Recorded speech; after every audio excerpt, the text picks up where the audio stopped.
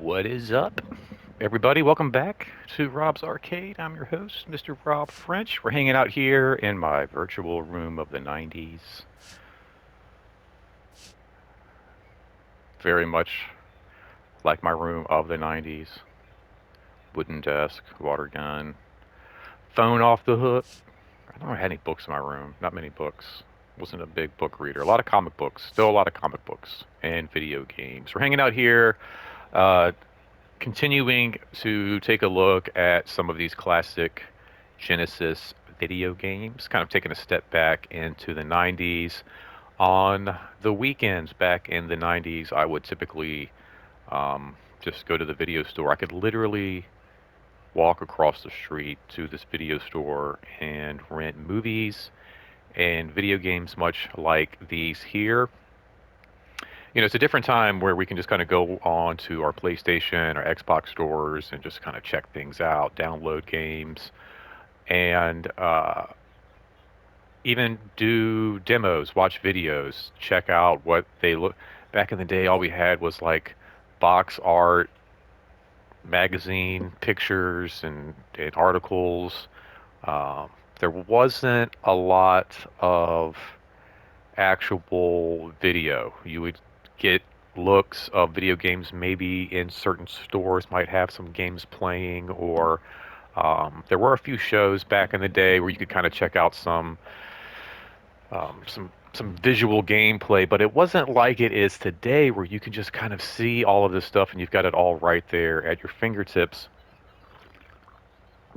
Excuse me, just drink a little coffee there. And a lot of times as well, like you would go to the video store and rent these games. You would look at these boxes. It would be like your only uh, way of kind of checking out what you were playing. And it's a shame we can't look at these boxes. I'm really. Oh wait, hold on. Maybe what is R1?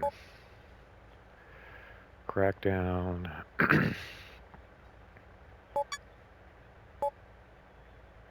Hmm. So this gives you like a letterboard of everything. Be really cool if they would actually show the box art in this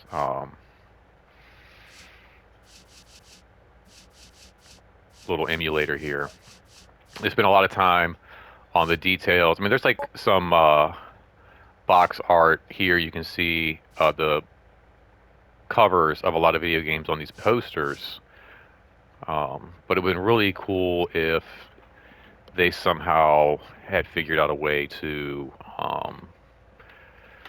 as you click on these different games, check out the various box art that would be on the back, because the images on the back of the games is really like how we would um, like kind of get an idea of what the game looks like. Now we went through all of the G's. Um, any H's? Yeah, no, okay, all right, that's what I thought. Okay, yeah, no H's. Going right into Kid Chameleon. Now this is a really cool game. I liked a lot. So we're going to take a cool trip back. I got Drop Zone playing in the background. A great Wesley Snipes movie. So we're going to go back to the 90s. Take a trip back with me right now, you guys. Like, this was a fun, awesome game. It had a cool idea of this kid who goes to an arcade and the boss escapes. And then it's up to Kid Chameleon.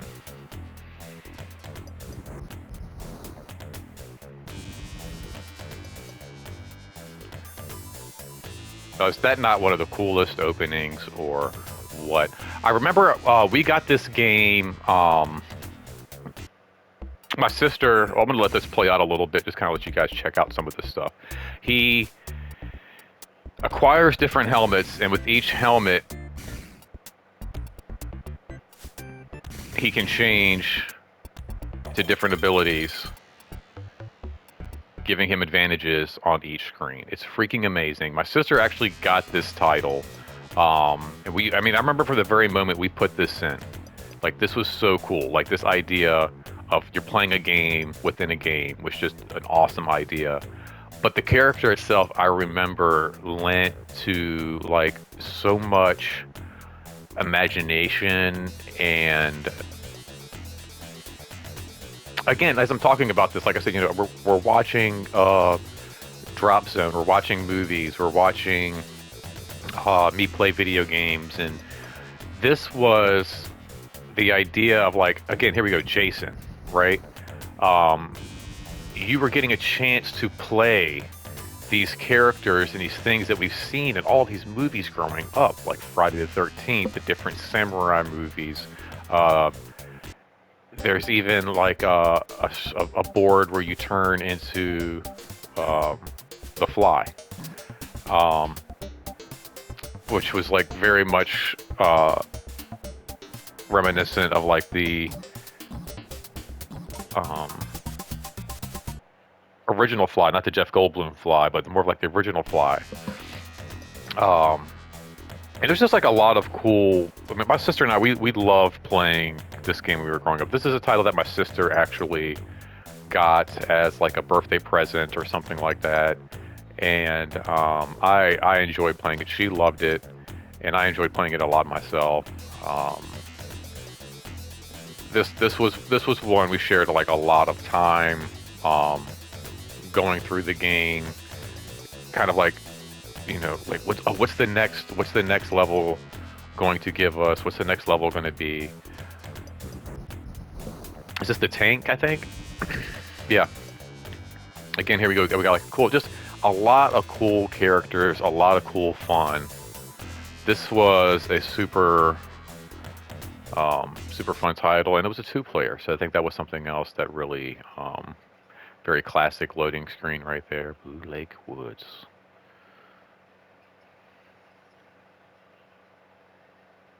But yeah, like just growing up watching a lot of movies, seeing a lot of different like stories and shows. Oh, you gotta hit start again. That's so weird. And it's like very simple, just kind of jump on your characters here. And for the most part, I mean, like, it's a very relaxing game. Like, you have enemies, but there's like nothing too intense at the very beginning. Lets you kind of get familiar with some of the controls. You got like a double jump there.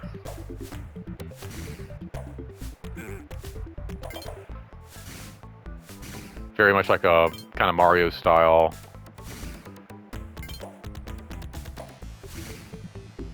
And then you get your little helmet.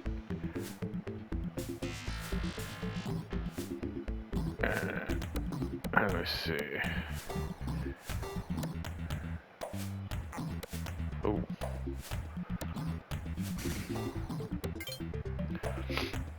But yeah, we used to go around playing this for hours, and just to see what the next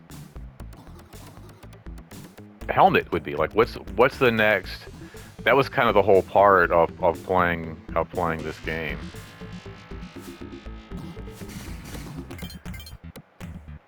I think that was oh, that's right. Yeah, he's got the power. He can like smash down.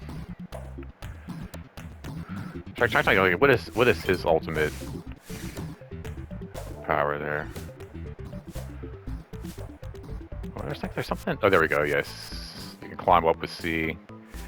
Like, trying to remember how these buttons work with C as I'm like saying that. It's like actually like I think circle on this. Yeah, circle on this controller here. But they got it very much laid out like how it would be on the Sega, like the X, square, and the or actually I guess I should say square, X, circle, ABC layout. It's very familiar to the actual Genesis configuration. Ooh.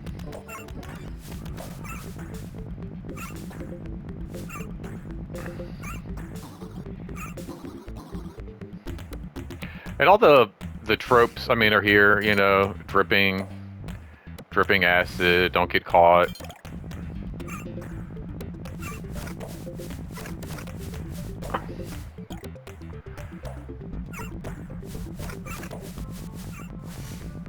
It's not I mean, of course, as the game goes on, it does get tougher. But it's I mean, so many games you jump in and it's like right away. Um,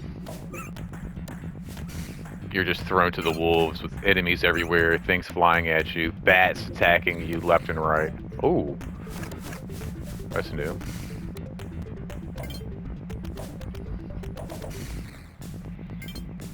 My sister didn't play like a ton of video games, but this was definitely one that, like I said, she enjoyed as well, which was nice because, like I mentioned in other video games, like one of my things was like just trying to get my sister to kind of hang out and play games in my room, even if it was just so she could watch me do cool stuff. Um, oh no.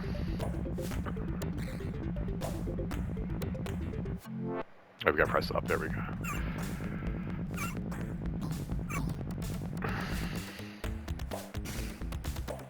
This was also like, it makes me remember that, like, you know, she also got her own Sega Genesis. This was kind of like, I was thinking about this the other day. I thought for some reason that we started putting video game systems in my room once we got the Sega, but I don't know if that's true or not. It could be. Oh no, that's no good. It could be that, and I might be remembering this wrong, but it could be that we got a Sega Genesis, so we put that in the living room, and that stayed in there for a while. And we put the Nintendo in my room after that. But it could have been that we just put the Nintendo in my room um, originally, and then we just had space. Maybe I don't know. But I do remember at some point the Nintendo and the Sega both made their way into my bedroom. Oh, excuse me, just having some more coffee there. And the again, the downside was that I would be in my room, and like unless I like you know invited my sister in or got her to come into my room and play games, I was typically just in my room playing my games by myself, which is cool. But sometimes you want to show off your gameplay, and you kind of like you know I think that's the whole appeal of the audience is like that, or the arcade isn't just the actual games and such, but also the audience factor, the idea that you know there's like people around you and there's like a spectacle part to it. But my sister, she got her own Sega. I had the original model, which we kind of got a glimpse of at the beginning of the load screen when they put the little cartridge in and whatever. That was the model I had. And I do like the sleekness and the smallness of the second Genesis model that they released. Oh my gosh. But there is something that I really, I mean, I don't know, I just really like the style of the original. There's just something very like, I don't know, almost like sci-fi. Oh shoot, about it where like it just the shape, everything, it just feels very like, oh my gosh, I'm not doing good at all. Part of the problem, like trying to talk and play video games. It's just something about the way the original Sega's designed. It feels like something out of like, I don't know, like a Japanese. What did I land on? Like a Japanese movie or something, you know, some kind of a weird console from a Japanese anime film. Um, the second model was smaller, sleeker. That was the model my sister had. And we were kind of lucky, like growing up in the 80s and 90s, not everybody had like TVs and video game systems available in their room. But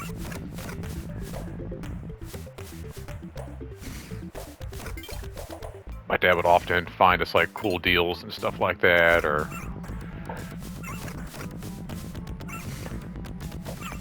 yard sales, flea markets would have like decent used TVs for sale. And I mean, he never bought us anything like brand new. These were always like secondhand use televisions. Um, but they worked. They did the job. We got to watch our Fresh Prince of Bel-Air and, you know, play our Kid Chameleon in our room, watch our movies, had a VCR and all that stuff. So it was nice. A lot of kids today, like, they have this just, you know, video game setups and stuff like that in their room, and we were very fortunate at a very young time in the video game life, that did not work out, to actually have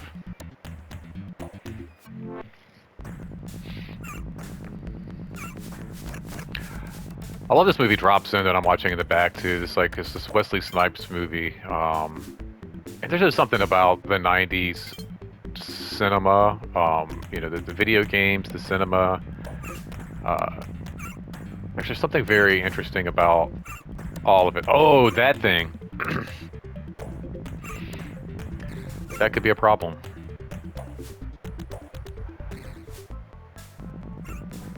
But yeah, the movie Drop Zone is great. Wesley Snipes, I think, is like a marshal or an FBI agent who's delivering a computer felon. I guess he's hacked government files and he's doing prison time, and they're transporting him on an airplane. And the whole thing is actually a heist in midair where they're breaking this guy out. Like, the whole plot is a great. They're breaking out this computer hacker midair, making it look like he has passed away on this attempt. This.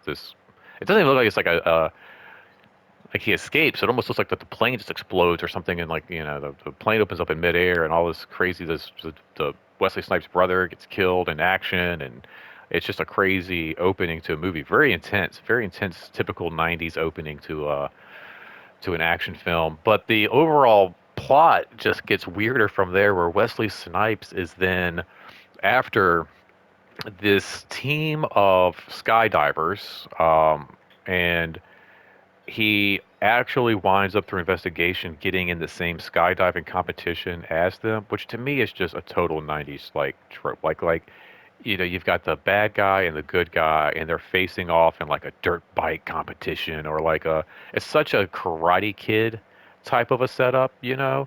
And it's like there they are. Like, it's like you're looking for these guys. There they are. Like, arrest them. Like, no, we're going to get into a skydiving competition and show them once and for all coming this summer. This is it. I love the idea of this agent becoming a skydiver in order to capture the bad guys of the movie. But even better is the overall plot, where it's like they're going after DEA records. Like, that's what they want. Like, they're trying to steal all the DEA records and get access to the computers. And it's like, I don't know, I picture this moment where it's like,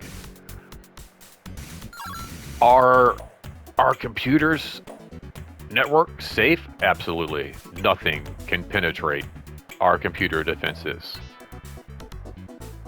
Well, unless... what? Well, if somebody was just crazy, and I mean just crazy enough, to put together a skydiving team, and was somehow able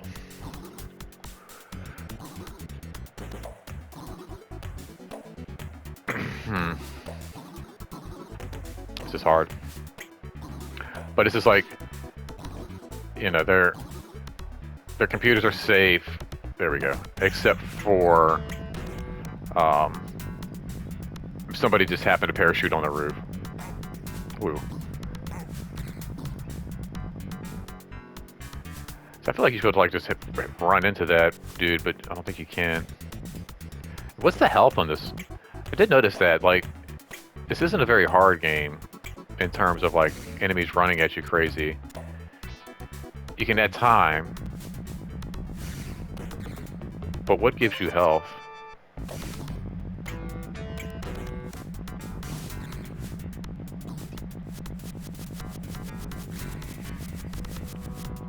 wanted to give you that guy at the beginning.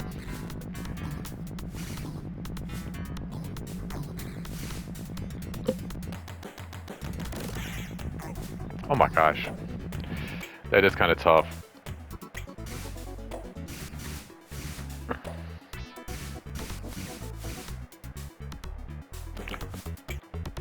But yeah, they just don't make movies like that nowadays. I don't know how that would work either, like in a remake, because I feel like there was such a 90s drive on that, like, extremes, like, you know, like there was, nowadays, I mean, there's just so much of that, like, I don't know, is it extreme anymore? Like, that, the biking and all this stuff, I mean, it's almost mainstream now.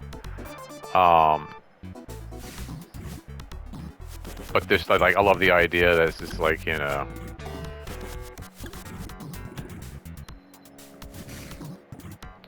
these crazy skydiving maneuvers and all this, like, whoa, bro, did you see that? Totally wicked. And just like, yeah, these things are freaking cool.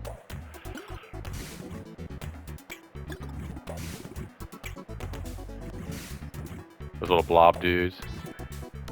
I don't see.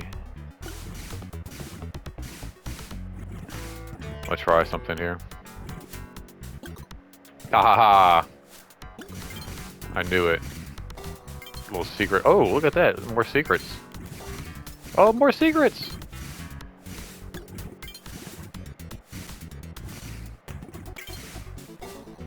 Oh my gosh. Oh my gosh. It just keeps coming. Maybe the helmets are what give you health? If you get like a new helmet. More time? More helmet? This is crazy.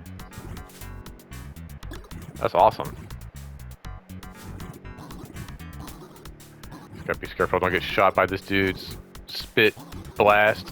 Whoa. Ah. Whoa, dude, settle down, settle down, settle down. Bring it in, bring it in, bring it in. Bring it in. Whoa, this is hard.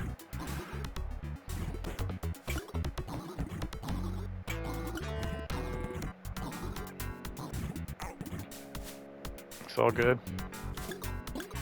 Oh, that's not good.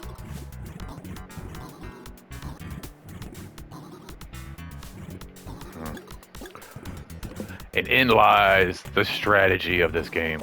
There we go. Oh! Oh! That's not cool. Not cool at all. Get 3 continues, why not? Probably start from the very beginning, though. Yeah. But yeah, this was like one of those games that when I found out it was included in this, I got super excited. Like, this was a title that I remember having as a kid. I remember playing a lot as a kid. And again, like, just sharing a lot of memories with this game with my sister. And also being like a little jealous that she. I mean, we all played each other's games and shared each other's games. But I mean, this title was like, you know, in her room. She kept it in her room, part of her collection. And I do remember being a little jealous that this wasn't part of my actual Genesis collection back in the day. So it's cool that I get a chance to have it here on this. I will take a second though, real quick, as we start to kind of wrap this up. That actually, I'm just gonna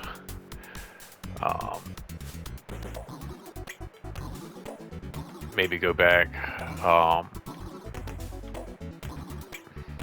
to the home screen instead of trying to finish. Well, let me try to finish this up while I tell this story, I guess. But this game really falls into a very cool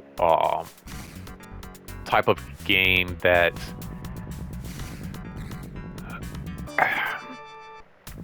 was a little different than, again, like how some games are kind of played today. I mean, there's still a kind of like, what is this factor? You know, but at the age of 12, when you open up a game and you unwrap a game, or you see the title for the first time, and it's like, Kid Chameleon? Like, what is this? And that was something, I don't know, a little mysterious but fun and zany at the same time as you were like kind of figuring this out. Um, because so many games, it's like you would play things like, you know, you've got Star Wars, you've got Rescue Rangers, and different properties. Even like the Noid, you know, Pizza Hut video game. Like you know who these characters are. You're familiar. Like there's the Batman video game, Superman video game, and you're very familiar with, I guess, the characters and very familiar with the world that these characters exist in. Um, then there are some games kind of like, I don't know, Streets of Rage, uh, Desert Strike, where maybe you're not so much familiar with those characters, but just from the title alone, you can kind of figure out, okay, you know, Streets of Rage, I'm going to be going up against bad guys on these Streets of Rage, or like in Desert Strike, I'm going to be going up against missions. I'm going to be doing these desert strikes, you know. Um, and games like this, Green Dog, another great example, um, where you just have these games where you're like, what is a green dog? What is a kid chameleon? And really, the only way to figure it out would be to just pick it up and play it.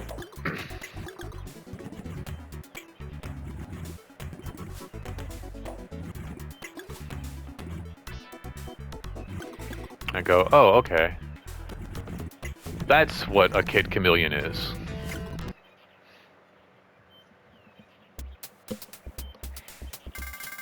Oh, shoot. This timer's going off. That's time for me to actually go ahead and wrap this episode up here on Rob's Arcade. I hope you liked taking a look at this video game. Like I said, this was one of my more favorite games growing up as a kid. I remember, like I said, just many fond memories of playing this with my sister.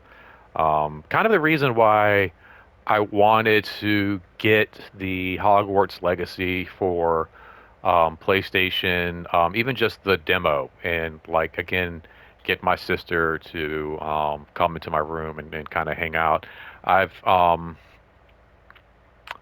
done some videos here recently, just kind of talking about the women in my life and discussing my sister a little bit. And it really sucks. Like my sister and I had a great relationship growing up, and we don't really have that solid one that we used to as kids. And I mean, even as kids, we would kind of go back and forth and argue and fight and push each other. And I remember like shoving her and knocking her over into like a wall as she was playing video games, trying to mess her up. And there was always like bickering back and forth, but it was the idea of like just hanging out and spending time together. And I think that's an essence that's really lost in the video games of today. Is again, like everything's online, everything is like in a store. You just kind of download it digitally, and there it is.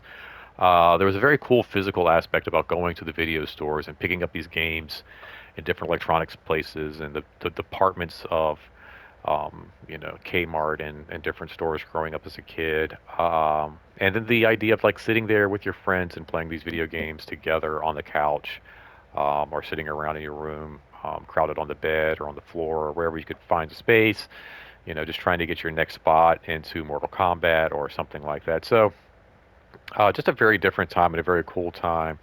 Um, and as much as you know, my sister do go back and forth and argue and fight and you know continue to kind of like not get along. There were some really cool memories and some really fond memories that I have of playing video games like Kid Chameleon and Sonic 2 and other ones with my sister, which is another reason why I love to take these little trips with you guys back in time into the 90s, not only to share you know some of the games and stuff that I played, but also just some of the memories as well. So anyway, I hope you guys liked this video. I hope you guys enjoyed this trip back into the 90s. As you make your way back into the present, remember to take care of yourself. Remember to take care of each other. Like, share, subscribe, comment down below, and as always, please don't spend that quarter anywhere else. Thanks so much, guys, for hanging out. See ya.